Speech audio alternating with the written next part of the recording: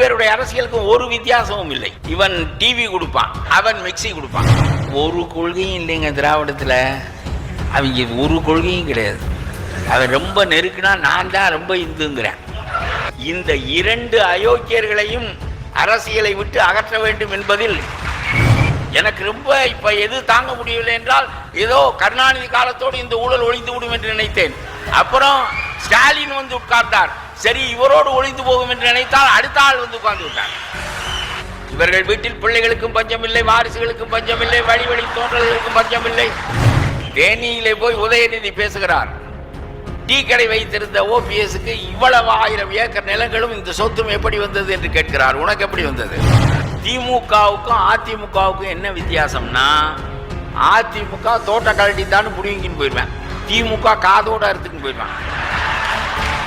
அவங்களுக்குள்ள ஒரு வெக்கமும் இல்லை, ஒரு மானமும் கிடையாது. வெளியே பேசிக்கிறது மட்டும் என்ன. இவங்களுக்கு ஒன்று 10 வருஷமா அவனையே சுரண்டிக்கிட்டு இருக்கானே, நாங்கள் எப்போ சுரண்டுறது? மாறுதல் வேண்டாமா? விடியலை நோக்கி, விடியலை நோக்கி. எந்த விடியலை நோக்கி? இப்பொழுது மோடி இந்த பக்கம் வந்து விட்டால் இப்பொழுது எடப்பாடி கடுமையாக இந்துத்துவாவை இருப்பார். இதுதான் அவர்களுடைய அரசியல். இப்பொழுது உனக்கு என்ன நெருக்கடி? அசம்பிளி தேர்தல். ஒன்று அவன் தோட்ட கழட்டிக்கிட்டு போறவன் வருவான், இல்லை காதோட இருக்கிறவன் வருவான். இந்த காங்கிரஸுக்கெல்லாம் கமல் கருத்து எனக்கு தெரியாது, நானாக சொல்லுகிறேன். இந்த காங்கிரஸுக்கெல்லாம் என்ன கொள்ளை வந்தது? புதுச்சேரியிலே உன்னுடைய வேட்டியை உருவி விட்டான். அப்புறமும் இங்கே எங்களுக்கு 8 முழ வேட்டி தருவார் அவர் என்று சொல்லிக் கொண்டிருக்கிறாயே என்று கேட்கிறேன்.